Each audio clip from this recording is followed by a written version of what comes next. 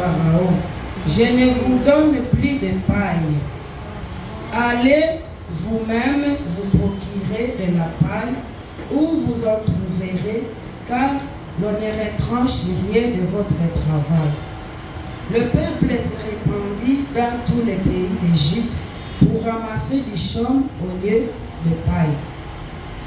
Les inspecteurs les pressaient en disant: achevez votre tâche jour par jour, comme quand ils avaient de la paille. Au bâti même, les commissaires des enfants d'Israël, établis sur eux par les inspecteurs de Pharaon, pourquoi, disait-on, n'avez-vous pas achevé hier et aujourd'hui comme auparavant la quantité de briques qui vous a été fixée? Les commissaires des enfants d'Israël allèrent se plaindre à Pharaon et lui dirent: pourquoi traites-tu ainsi tes serviteurs? On donne point de paille à tes serviteurs et l'on nous dit: faites des briques, et voici tes serviteurs sont battus comme si ton peuple était coupable. Pharaon répondit: vous êtes des paresseux, des paresseux.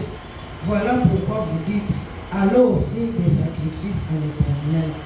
Maintenant, allez travailler, on ne vous donnera point de paille, et vous livrerez la même quantité de briques. Les commissaires des enfants d'Israël virent qu'on les rendait malheureux en disant: vous ne retranchez rien de vos briques, chaque jour la tâche du jour. Et en sortant de chez Pharaon, ils rencontrèrent Moïse et Aaron qui les attendaient. Ils leur dirent: que l'Éternel vous regarde et qu'il juge. Vous nous avez rendu odieux à Pharaon et à ses serviteurs. Vous avez mis une épée dans leurs mains pour nous faire périr. Moïse retourna vers l'Éternel et dit: Seigneur, pourquoi as-tu fait du mal à ce peuple? Pourquoi m'as-tu envoyé? Depuis que je suis allé vers Pharaon pour parler à ton nom, il fait du mal à ce peuple et tu n'as point délivré ton peuple. Amen. Amen. C'est une histoire que nous connaissons tous, l'histoire des Israélites. Mais nous allons nous focaliser sur l'introduction. Nous n'allons pas approfondir dans le développement puisque l'histoire des Israélites, nous tous nous la connaissons.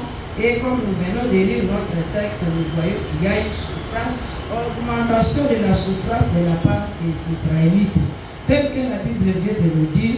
Donc, ils étaient arrivés au niveau où ils brûlaient les briques avec la paille. On leur avait augmenté la quantité de briques à brûler,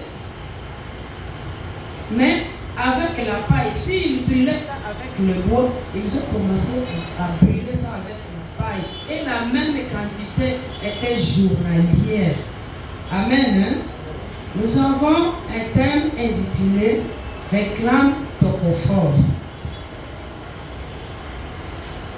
Réclame ton confort.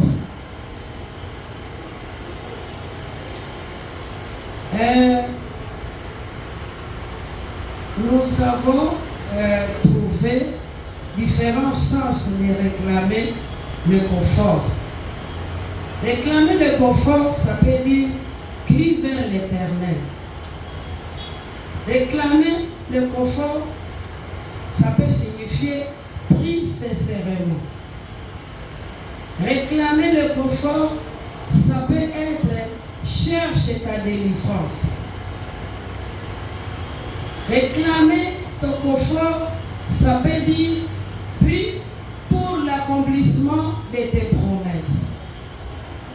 Réclamer ton confort, ça peut dire constate ton combat et lève-toi. Réclamer ton confort, ça peut aussi dire avance vers la terre promise. Réclamer ton confort, ça peut dire lève-toi pour le royaume des cieux. Réclamer ton confort, ça peut aussi dire lève-toi et reçois ton salut. Réclamer ton confort, ça peut aussi dire ton niveau spirituel. Donc réclame ou bien lève-toi pour ton niveau spirituel à laquelle tu pourrais accéder. Il y a beaucoup de gens, ils sont chrétiens, mais il reste des bébés spirituels. Donc tu peux réclamer ton confort, donc tu te révoltes de ce niveau spirituel bas que tu as et tu réclames un certain niveau que tu devrais avoir depuis les années que tu viens de faire dans ton salut. Réclamer ton confort, ça peut dire prie pour tes études, prie pour tes enfants, prie pour ton travail. Non, réclamer le confort en beaucoup de choses. Des sens. Notre-Dame nous recommande de réclamer notre confort. On nous dit, réclame ton confort. Le thème nous dit de réclamer notre confort. Je peux nous dire que tout le monde, comme nous sommes ici, tout le monde n'est pas dans son confort. Tout le monde n'est pas dans son aise. Nous tous, nous ne pouvons pas dire que nous sommes dans notre confort. Ça c'est faux, puisque nous tous nous plairons, chacun de sa façon. Donc, selon différentes significations de confort, c'est dire qu'il y a quelque chose que nous avons perdu. Il y a quelque chose que nous n'avons pas. Il y a une chose que nous n'avons pas. Notre confort. Nous ne sommes pas dans notre confort. Aujourd'hui, le Seigneur nous dit de réclamer notre confort. Réclame ton aisance. Il est encore temps de réclamer ton confort. C'est comme les Israélites. Ils ont réclamé leur confort. Pourquoi ils ont réclamé leur confort? Puisqu'ils ont vu que leur souffrance s'empire du jour au jour. Ils ont vu que leur souffrance s'empire. On ne peut pas dire à celui qui est dans le confort de réclamer le confort. Non.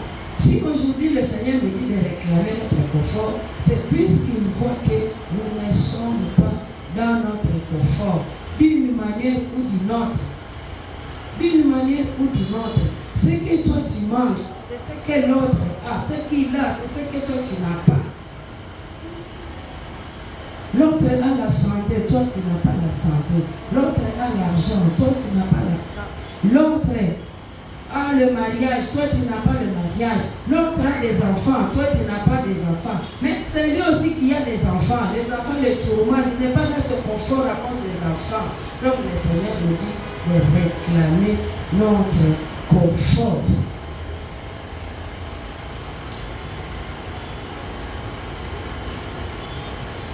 Nous venons de voir que les Israélites ont perdu leur confort. C'est pourquoi même, dans notre texte que nous avons vu, quand les Israélites ont vu la souffrance, ils ont senti que la souffrance s'empirait.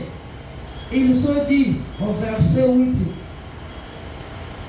car ce sont des paresseux. Voilà pourquoi il crie à disant, allons offrir des sacrifices à notre Dieu. Car ils ont vu que leur situation s'empire, ils ont crié vers le Seigneur. Ils ont crié vers le Seigneur.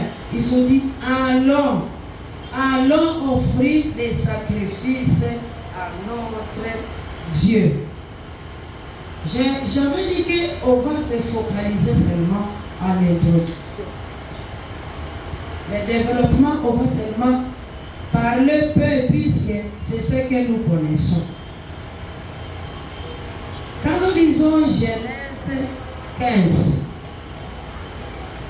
là, nous tous, nous voulons alors voir comment les Israélites ont perdu leur confort. C'était comment?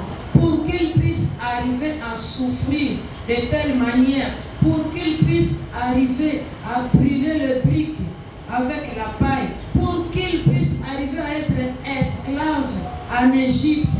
Lisons Genèse 15, le verset 9 à 18. Je nous avais dit que nous avons des autres textes, mais c'est pour nous faire comprendre, puisque nous savons que les Israélites étaient des esclaves en Égypte et comment ils étaient parvenus à être esclaves. Genèse 15, le verset 9. Nous allons lire du verset 9 à 18. Et l'Éternel lui dit, il dit à Abraham, et l'Éternel lui dit, prends une génisse de 3 ans, une chèvre de 3 ans, un bélier de 3 ans, une tourterelle et une jeune colombe. Abraham prit tous ces animaux, les coupa par le millier, et mit chaque morceau l'un vis-à-vis de l'autre. Mais il ne partagea point des oiseaux. Les oiseaux de proie s'abattirent sur les cadavres et Abraham les chassa. Au coucher du soleil, un profond sommeil tomba sur Abraham. Et voici une frayeur et une grande obscurité vers la Séhir. Et l'Éternel dit à Abraham, sache que tes descendants seront étrangers dans un pays qui ne sera point à eux. Ils y seront asservis et on les opprimera pendant 400 ans. Mais je jugerai la nation à laquelle ils seront asservis et ils sortiront ensuite avec de grandes richesses. Toi, tu iras en paix vers tes pères, tu seras enterré après une heureuse vieillesse. À la 4e génération, ils reviendront ici, car l'iniquité des Amoréens n'est pas encore à son comble. Quand le soleil fut couché, il y eut une obscurité profonde, et voici se fit une fournaise fumante, et des flammes passèrent entre les animaux partagés. À ce jour-là, l'Éternel fit alliance avec Abraham et dit, je donne ce pays à ta postérité, depuis le fleuve d'Égypte jusqu'au grand fleuve, au fleuve d'Euphrate. Nous voyons ici, quand l'Éternel donne à Abraham l'ordre, l'Éternel dit, prends une génisse. Il lui avait dit de prendre des animaux, qu'il prenne des animaux, qu'il les partage en morceaux, qu'il les étale. Et il lui avait dit, étale aussi, prends aussi les oiseaux. Abraham, il n'a pas découpé les morceaux des oiseaux. Il n'a pas coupé les morceaux des oiseaux. Et il était là, il était comme s'il somnolait. Quand il somnolait, il y avait des oiseaux qui étaient venus prendre, je peux dire manger, les oiseaux là qu'Abraham n'avait pas partagé. Et Abraham, quand il quittait la somnolence, il a chassé les oiseaux. Or, c'était un sacrifice. Ça avait un sens. Ça avait un sens. Abraham n'allait pas chasser ces oiseaux-là, mais il les a chassés. C'est comme s'il a désobéi à l'ordre de Dieu. Il n'a pas accompli complètement ce que Dieu lui avait dit de faire. Automatiquement, Dieu il a dit à Abraham, c'est au verset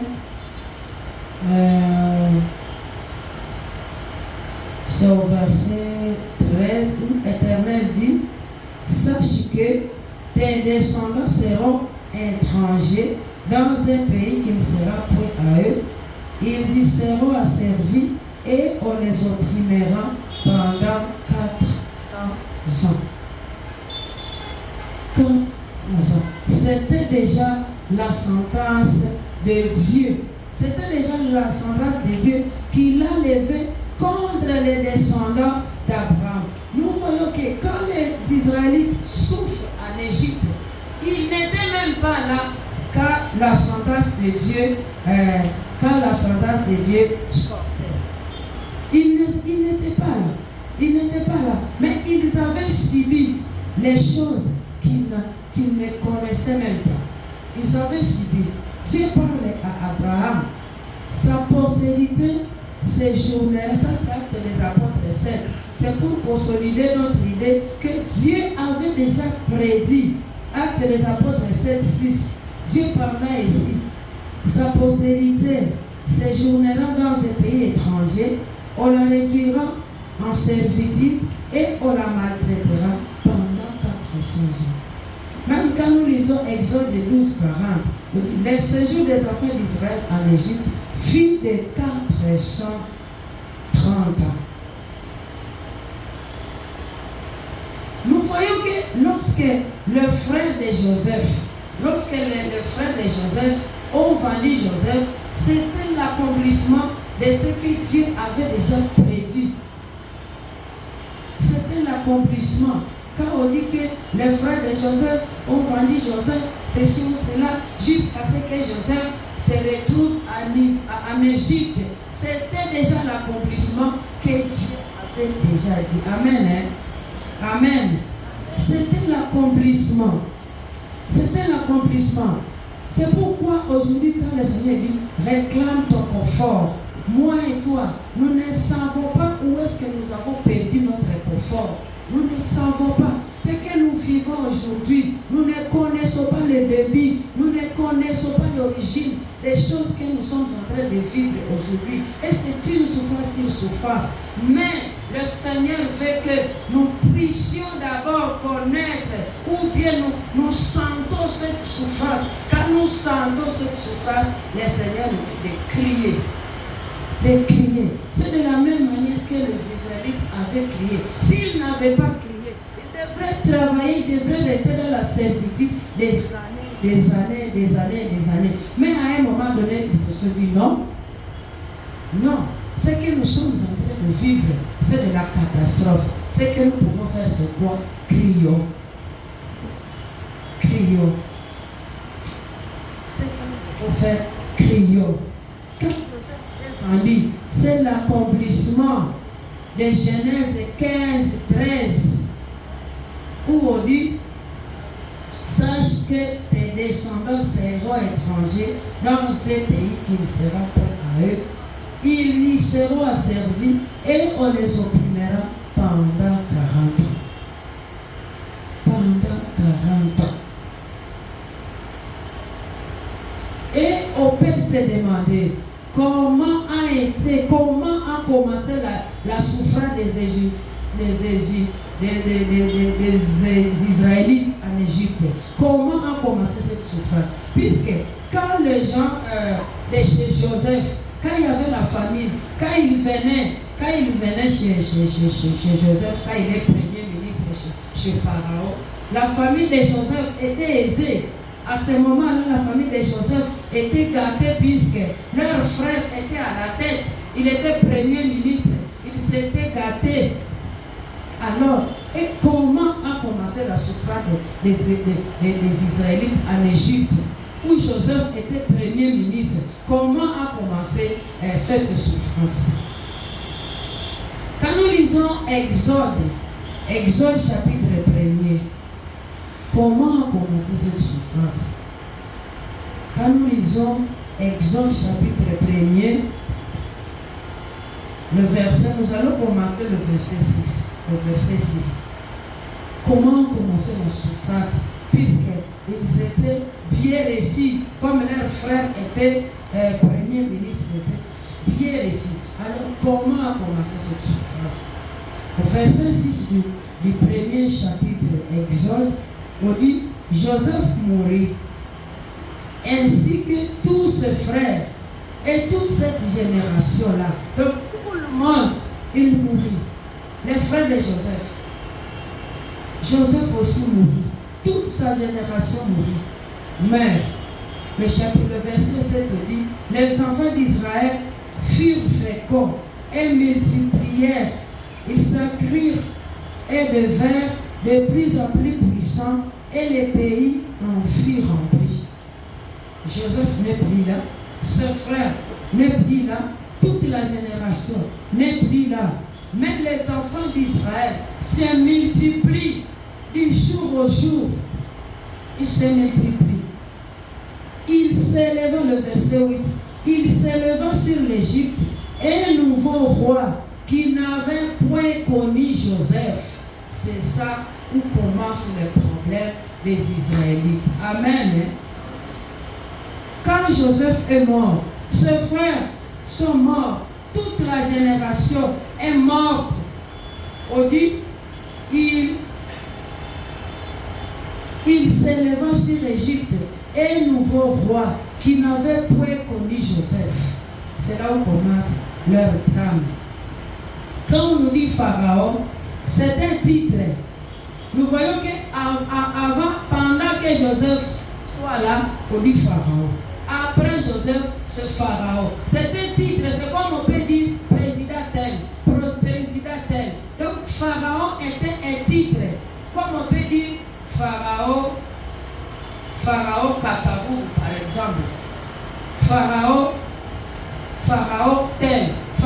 tel. C'était un titre. Donc, il y eut un roi, un autre Pharaon, qui ne connaissait pas Joseph. Et quand il voit les enfants d'Israël se multiplier, on dit, le verset 9, ce pharaon-là, ce roi-là, il dit à son peuple, voilà les enfants d'Israël qui forment un peuple plus nombreux et plus puissant que nous. Alors, montrons-nous habiles à son égard, empêchons qu'il ne s'accroisse et que, s'il survient une guerre, il ne se joigne à nos ennemis pour nous combattre et sortir ensuite du pays. Amen. Amen.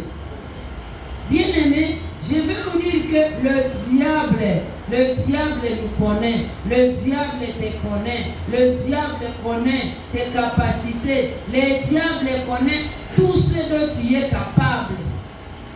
Et pendant que toi tu marches, tu es là, tu manges, et ils sont en train de se réunir quelque part, on dit empêchons-les d'avancer, empêchons-les de croître, empêchons-les de s'organiser. On a dit allons. On a commencé à dire voilà les enfants d'Israël qui forment un peuple plus nombreux et plus puissant que nous. L'ennemi sait que tu es plus puissant que lui. Il sait que tu es plus puissant que lui. Et ces ennemis-là, il faut des réunions. Comme ils te connaissent déjà, il faut des réunions pour te mettre le bateau dans les roues. Toi, tu es là, toi, tu dors. Pendant que tu dors, l'ennemi est en train d'envisager de mauvaises choses contre toi. Allons, montrons-nous habiles à son égard, empêchons qu'il ne s'accroisse et que s'il survient une guerre, il ne se joigne à nos ennemis pour nous combattre, il se joigne à nos ennemis pour nous combattre et sortir ensuite du pays. Ça c'est le roi. Ça c'est le roi, il s'entretient avec ces gens. Il dit, empêchons-les de croître. On dit, et l'on établit sur lui des chefs, des corvées, afin de l'accabler des travaux pénibles. C'est ainsi qu'il bâtit les villes de Python et de Rams pour servir de magasins à Pharaon. Donc les Israélites, automatiquement, on les fait esclaves, on les met dans la corvée pour qu'ils construisent des villes qui vont servir les Égyptiens comme des magasins. Déjà, le premier travail commence. Au verset 12, je dis, mais plus on l'accablait, plus il multipliait et s'accroissait et le prit en aversion des enfants d'Israël. Plus on l'accablait, plus il croissait. Donc c'est comme si les Égyptiens ne faisaient rien. Ils s'étonnaient comme ça. Le nombre encore augmente. Le nombre encore augmente. Il les accable, mais il multiplie. Ça c'était pour nous montrer où est-ce que la souffrance des Israélites a commencé. Nous venons de voir comment la sentence a été contre les Israélites. Donc c'était déjà prédit et nous venons de voir comment leur souffrance a commencé. Comment leur souffrance a commencé. Quelqu'un peut se dire comment les Israélites, là où ils étaient gâtés, pendant que leurs frères étaient là, ils ont commencé à souffrir. À ce moment-là, Joseph n'était plus là. Joseph n'était plus là. Et le nouveau roi qu'on avait institué ne connaissait pas qu'il y avait même un certain Joseph qui était venu avec ses frères pour l'Égypte. Mais il savait que ce sont des étrangers dans leur pays. C'est pourquoi directement ils les ont fait esclaves.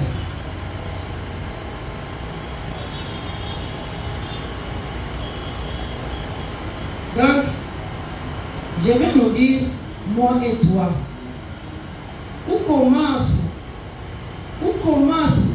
ta sentence, où commence ma sentence, où commence notre sentence.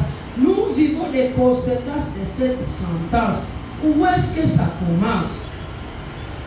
Sentence, je peux dire que c'était jugement. C'était jugement, bien, je peux dire une condamnation. Une condamnation. Donc, d'où vient cette sentence? Ce que tu vis aujourd'hui, quelle est son origine? Quel est son début? Nous venons de voir l'origine de la souffrance des Israélites. Ça a commencé avec la sentence que le Seigneur a donnée à Abraham. Et toi et moi, où commence notre sentence? Quelle est l'origine de notre souffrance? Quand on nous dit de réclamer ton confort, si on te dit de réclamer ton confort, c'est que tu n'es pas dans le confort. Tu es dans le contraire du confort qui est la souffrance. Où commence ta souffrance? Où commence ta souffrance? C'est très important. Cette souffrance peut être une maladie. Cette souffrance peut être un tourment de chaque jour. Cette souffrance peut être le célibat. Cette souffrance peut être la stérilité, le chômage. Où commence ce célibat prolongé? Ça commence où? Qu'est-ce qu'on avait prédit? Comme la Bible nous dit, nous sommes condamnés de la 4e génération. C'est vrai, la Bible dit dans Colossiens chapitre 2. Colossiens chapitre 2. Mais j'aimerais que chacun de nous puisse essayer de méditer sur sa souffrance. Tu médites sur sa souffrance, ta souffrance. Et puis avant de méditer sur ta souffrance, il faut aussi connaître cette souffrance.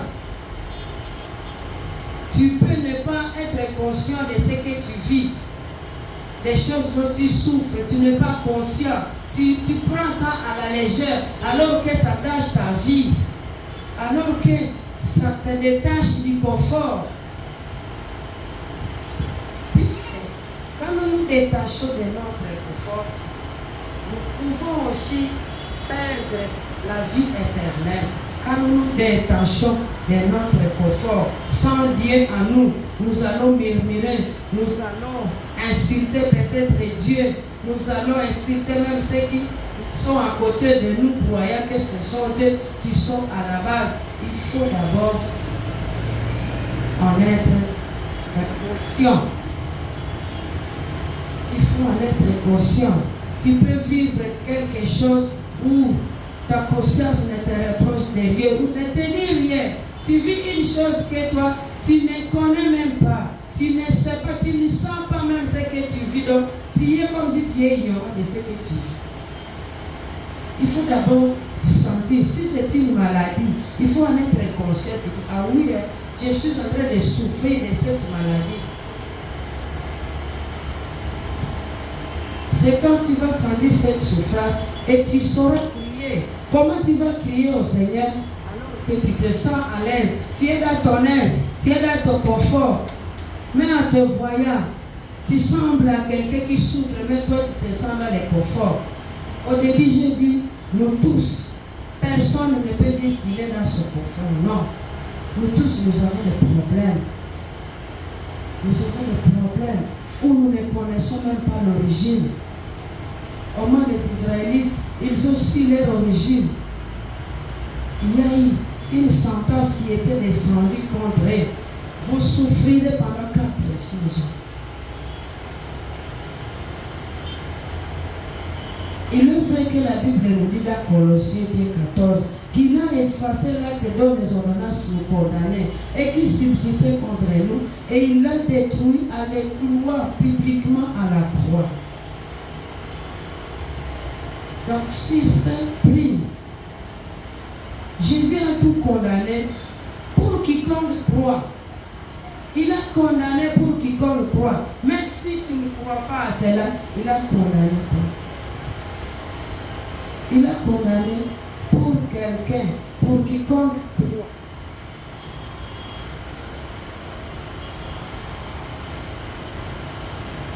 C'est comme le verset 17 de Ésaïe 54. Nous prenons ça comme slogan. Ésaïe 54, verset 17. On dit, toute arme forgée contre toi sera sans effet, et toute langue qui s'élèvera en justice contre toi, tu la condamneras. Tu es l'héritage des serviteurs de l'Éternel. Tel est l'héritage des serviteurs de l'Éternel. Tel est le salut qui leur viendra de moi, dit l'Éternel. Nous avons l'habitude, quand on te dit quelque chose que tu n'as pas aimé, tu dis sans effet.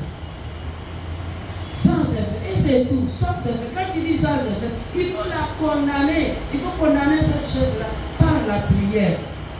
Par la prière. Il faut condamner ça par la prière. Comme par la foi, nous condamnons.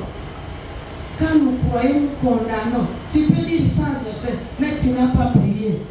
Ça aura des effets.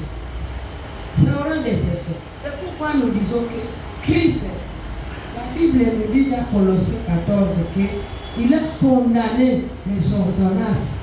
Il les a condamnées, il les a clouées publiquement. Et pourquoi? Pourquoi nous sommes dans souffrir? C'est comme tu peux dire sans effet et tu ne fais rien. Tu dis Dieu a tout condamné et tu ne pries pas. C'est pourquoi on dit prions, crions vers le Seigneur, réclamons notre confort, réclamons ça. Tu peux dire il a tout condamné, tu ne réclames pas, tu ne pries pas, tu ne cries pas vers le Seigneur, ça ne sera pas condamné. Ça ne sera pas condamné.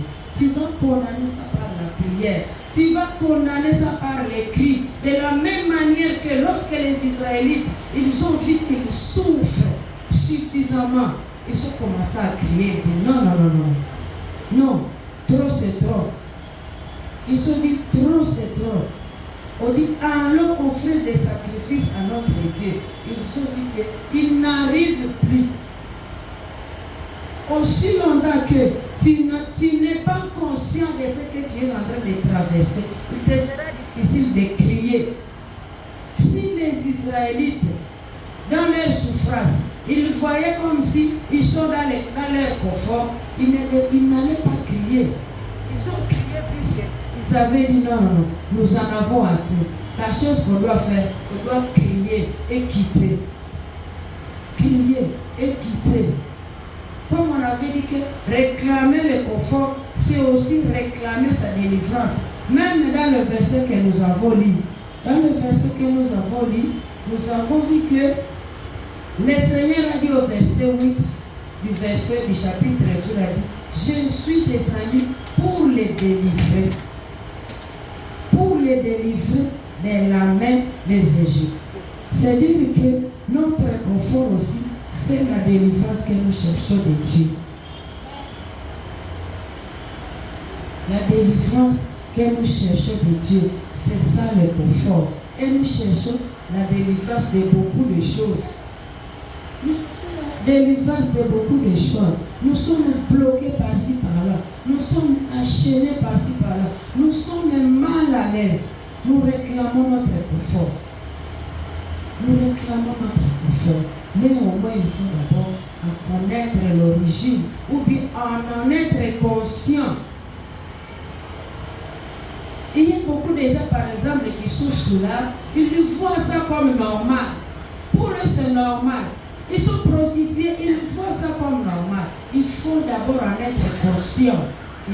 Non, ce n'est pas normal. Ce que je vis, ce n'est pas normal.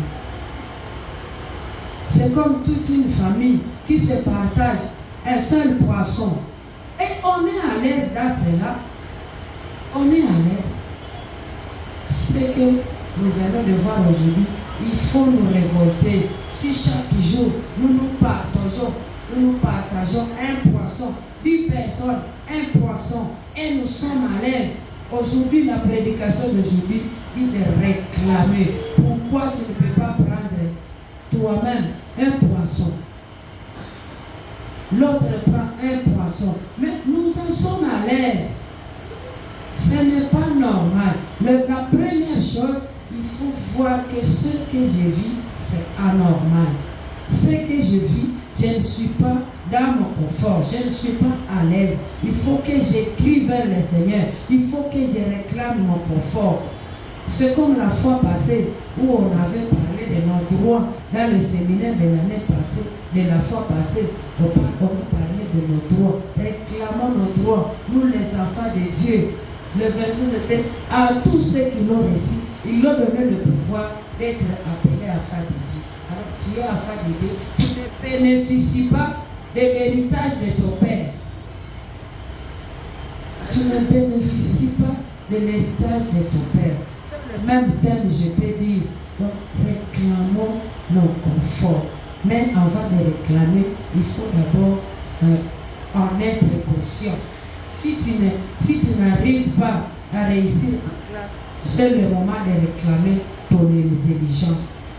C'est le moment. Si tu ne parviens pas à étudier, dès que tu commences à étudier, tu commences à somnoler. Et tu vois ça normal. Chaque jour, quand tu commences à somnoler, tu vas t'endormir. Demain, tu vas étudier. Tu somnoles, tu vas t'endormir. Ce n'est pas normal.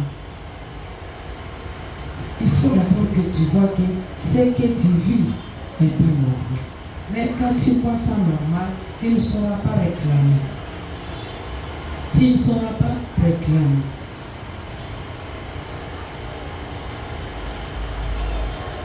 Ici, le verset qu'on a lu, toute arme forgée contre toi sera sans effet, et toute langue qui s'élèvera en justice contre toi, tu la condamneras. Donc, c'est toi qui dois condamner. Tu peux dire sans effet. Ça ne va pas se faire si tu ne condamnes pas. On dit, tel est l'héritage des serviteurs de l'Éternel, tel est le salut qui leur viendra de moi, dit l'Éternel. Dans notre séminaire, nous avions dit que tout serviteur de Dieu n'est pas enfant de Dieu, mais tout enfant de Dieu est serviteur de Dieu. Donc, si nous avons déjà accepté Jésus-Christ comme sauveur et Seigneur, nous tous nous avons cette capacité-là de condamner l'arme qui est forgée contre nous. Puisque sur la croix, nous avons eu le pouvoir.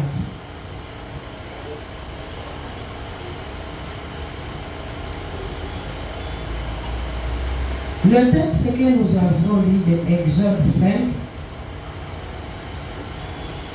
quand nous lisons du 5e verset au 19e verset, nous allons lire ça. Mais nous voyons qu'on parle de la souffrance, de la souffrance, de la souffrance. Pharaon dit, voici ce peuple est maintenant nombreux dans le pays et vous lui ferez interrompre les travaux. Et ce jour même, Pharaon donna cet ordre aux inspecteurs du peuple et aux commissaires. Vous ne donnerez plus comme auparavant de la paille au peuple pour faire des briques, qu'ils aillent eux-mêmes se ramasser de la paille. Donc, le travail se complique, le travail, la souffrance s'empire. On leur amenait la paille, mais on leur dit, vous-même vous allez ramasser la paille et vous allez brûler le même nombre de briques. Donc le travail devient de plus en plus dur. Si tu lis de 5e au 19, tu vois que leur travail était devenu de plus en plus dur. C'était souffrance sur souffrance, souffrance sur souffrance. Je vais nous dire que lorsque le Seigneur permet des problèmes dans nos vies, des souffrances et des souffrances, c'est une interpellation aussi. Il fait que, à un moment donné, tu te ressaisis, tu te dis, pourquoi ces souffrances? Pourquoi ces souffrances? Mais quand nous consommons des souffrances, nous voyons ça comme normal, ça nous sera difficile de quitter, de réclamer, de vouloir quitter ces souffrances comme nous voyons ça comme normal. Il y a des gens qui sont ivrognes, ils voient ça comme normal. Et ils se disent, ceux qui n'ont mérité n'a pas capté. Ils voient ça comme normal. S'il ne prend pas du chanvre, s'il ne s'enivre pas, donc il ne se sent pas normal. Tu peux le voir en marchant, il titube, puisqu'il n'a rien pris. Et quand il vient de boire, il marche normalement. Et il voit ça normal. Il voit ça normal. Alors qu'il est devenu toxicomane dans la bière. Il voit ça normal. Mais notre exhortation d'aujourd'hui nous demande de réfléchir, de voir qu'est-ce qui n'est pas normal dans ma vie. Qu'est-ce qui n'est pas normal dans ma vie? Quelle est la bonne chose à laquelle je devrais accéder maintenant, mais je ne l'ai pas? Je ne dis pas que c'est la chose là qui va nous donner totalement le confort, puisque le confort est toujours partiel sur cette terre. Amen. Nous avons toujours un confort qui est partiel. Même si tu vas avoir ce que tu cherches, tu vas te sentir que tu es dépourvu d'une autre chose. C'est pourquoi il faut toujours prier. Il faut toujours crier. Tu trouves ça, tu dis gloire à toi Seigneur. Tu avances, tu cries encore. Tu trouves gloire à toi Seigneur. Tu trouves, tu avances. Ainsi de suite. Ainsi de suite. Mais quand nous sommes dépourvus de tout, ça peut aussi nous détacher de la voix de Dieu. Ça peut nous détacher de la voix de Dieu. Voilà pourquoi il écrit en disant, allons offrir des sacrifices à notre Dieu. Bien-aimés, moi et toi, comment nous crions? Comment nous crions? Et pourquoi nous crions? Nous crions puisque hier ça ne va pas. Comment? À travers la prière. Et nous venons de dire que pour que nous puissions prier, il faut sentir le poids de la souffrance. Comme les Israélites, ils ont senti le poids de leur souffrance et ils ont crié. Tant que tu ne sens pas le poids de ton problème, il te sera difficile de crier. Il te sera difficile de prier aussi. Est-ce que tu sais que tu as un problème? Lequel aussi? Tu as un problème. Chacun, que chacun puisse réfléchir sur ça, qu'il puisse réfléchir sur son problème. Si tu n'en as pas, on va dire gloire à Dieu. Mais si tu en as, lequel? Et si tu viens de voir quel problème, comment tu vas pallier à ce problème? Tu vas crier. Le Seigneur nous demande de crier. Et tu ne vas pas crier comme les soulards crient. Tu vas prier à travers la prière. Tu vas prier. tu vas prier. Puisque le problème nous détache dans notre aisance, nous détache dans le confort. C'est pourquoi on dit réclame ton confort. Prie pour ton problème. Prie pour ton problème. Nous tous, personne n'est dans ce confort. Non. Personne n'est dans ce confort. Le diable nous impose des choses. Il nous détache dans notre confort. Et aussi, il y a des choses qui nous détachent dans le confort de Dieu. Des choses selon nos comportements passés. Tu t'es détaché dans le confort de Dieu. Ou bien ce sont tes grands-parents, tes ancêtres, tes parents. Ils ont fait des choses que tu vis aujourd'hui. Tu sens que tu es détaché dans ton confort. J'aimerais que le Seigneur puisse nous aider. Que le Seigneur puisse nous aider. Que chacun de nous puisse méditer. Peut-être il y a une sentence qui est descendue contre toi, mais tu n'en prends pas garde. On t'a peut-être parlé de ça, mais tu n'en prends pas garde. Tu dis, on me disait que ceci, c'était passé dans notre famille, ceci, cela. Réfléchissons ensemble sur toutes ces choses, puisque ça nous détache dans le confort de Dieu. Ça nous détache dans le confort de Dieu. Et quand nous sommes détachés du confort de Dieu, nous risquons même de manquer le ciel. Puisque nous allons murmurer, nous serons tourmentés, nous ne serons pas à l'aise, nous allons manquer la paix, alors que la paix est aussi parmi les fruits du Saint-Esprit. Donc le diable, il va s'accaparer de notre vie. Que chacun de nous puisse méditer si réellement il est dans le confort. Si tu n'es pas dans le confort, cherche à voir comment le diable est en train de te faire souffrir. Cherche à connaître quelle est l'origine de cette souffrance. Peut-être c'est issu de toi-même, peut-être c'est issu de tes grands-parents, de tes parents, de tes ancêtres. Il est encore temps, si le Seigneur nous recommande de réclamer notre confort, il est capable en tout temps. C'est pourquoi nous allons nous lever, nous allons commencer à prier. Commence à prier le Seigneur et Papa Michel va nous conduire dans la prière. Que chacun de nous se sente dans ce confort et que le nom de Dieu soit glorifié. Que la gloire revienne au Seigneur. Que Dieu bénisse cette prière.